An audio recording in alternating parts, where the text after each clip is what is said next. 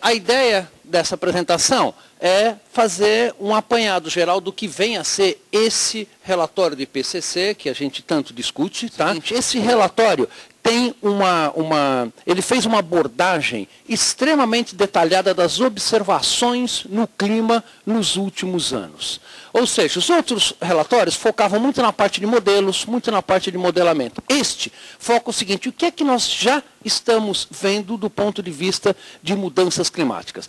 Neste relatório, vários modelos tentaram explicar, né, a evolução do clima do sistema terrestre, e realmente com muito sucesso. Então foi demonstrado que a gente tem capacidade sim de entender o clima do passado e do presente, e portanto as projeções futuras têm maior confiabilidade.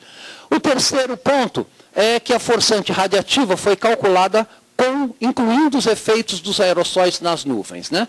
Os relatórios anteriores, os modelos climáticos eram tão precários, digamos assim, tão simples, né, que eles simplesmente não conseguiam levar em conta o efeito dos aerossóis nas nuvens, que vocês vão ver hoje é um dos grandes forçantes climáticos.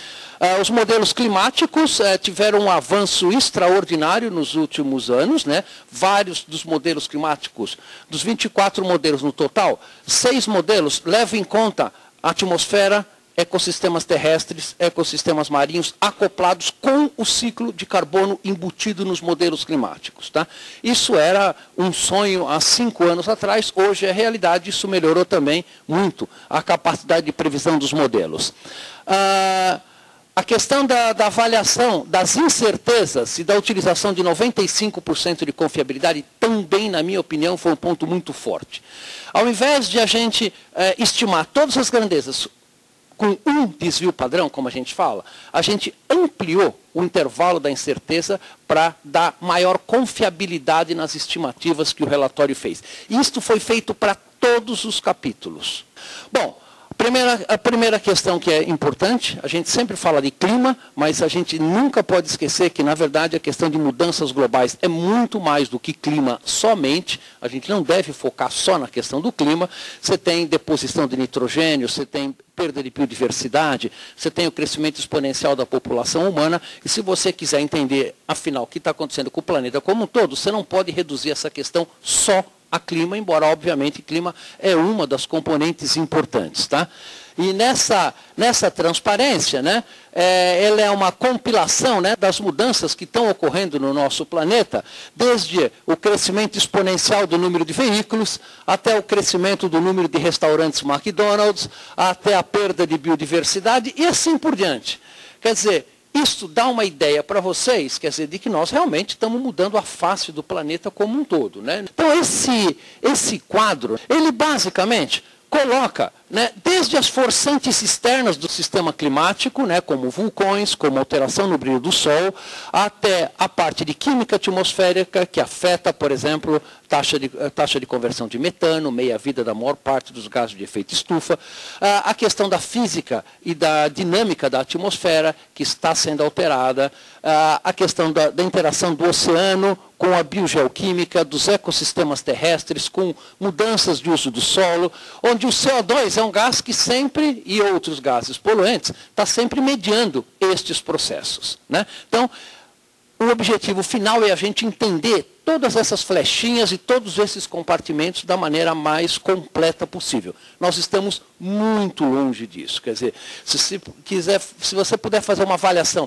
de quanto a gente sabe em relação ao que a gente precisa fazer para fazer um modelamento completo do sistema climático terrestre, eu diria para você que a gente não chega a saber nem 10% do que é realmente necessário para um entendimento completo e fazer um modelamento detalhado.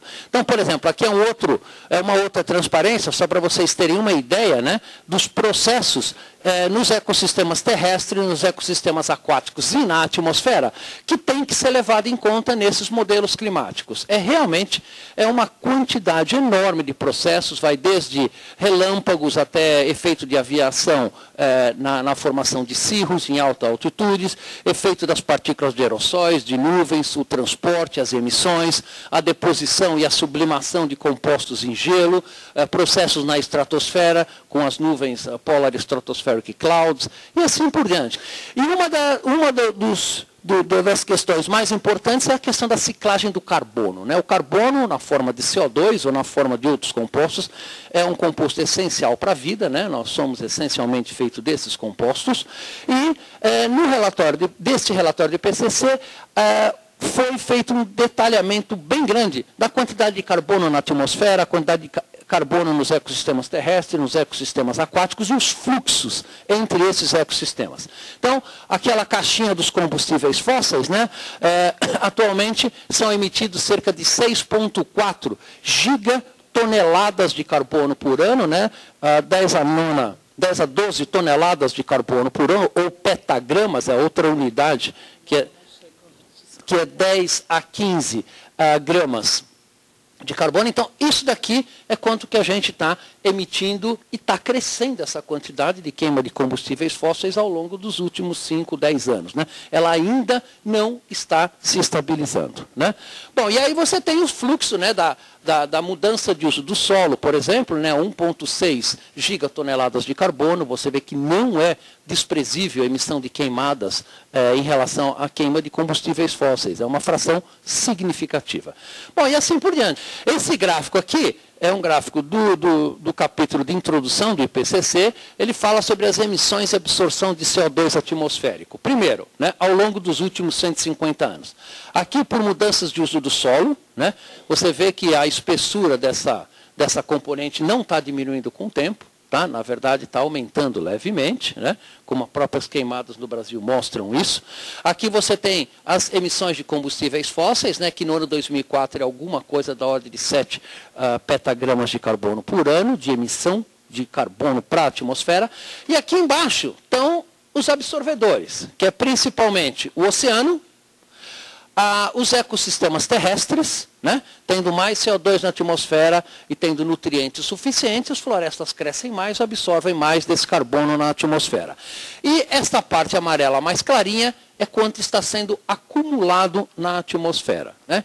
Aqui está o aumento da concentração de metano, e aqui está a variação da concentração de CO2 e de metano com a variabilidade latitudinal, mostrando que a concentração de CO2 é muito mais alta no hemisfério norte, porque é lá que estão as principais emissões, muito menor no hemisfério sul. E a mesma coisa para o metano. Né? Então, fontes de CO2, principalmente queima de combustíveis fósseis e desmatamento, maiores fontes de metano, cultivo de gado e cultivo de arroz alagado, particularmente no sudoeste da Ásia. Tá? Este é um gráfico do Science for Policymakers, do IPCC, que mostra a concentração de CO2 agora nos últimos 10 mil anos, tá? Com um insert aqui mostrando um destaque na concentração dos últimos 150 anos. Então, aqui são as concentrações de CO2, aqui de metano, e uma novidade desse relatório é que ele trata muito mais da concentração de N2O. N2O é óxido nitroso, é um forte gás de efeito estufa, ele tem um potencial, o Greenhouse Warming Potential, muito maior do que o CO2 do metano, e ele tem uma particularidade, ele é produzido através, quando você joga fertilizantes, ureia, por exemplo, né, no solo, as bactérias do solo pegam esse nitrogênio e parte disso é transformado em N2O. Então ele também está associado com o aumento da produtividade agrícola, e vocês veem que realmente nos últimos 150 anos estamos observando um crescimento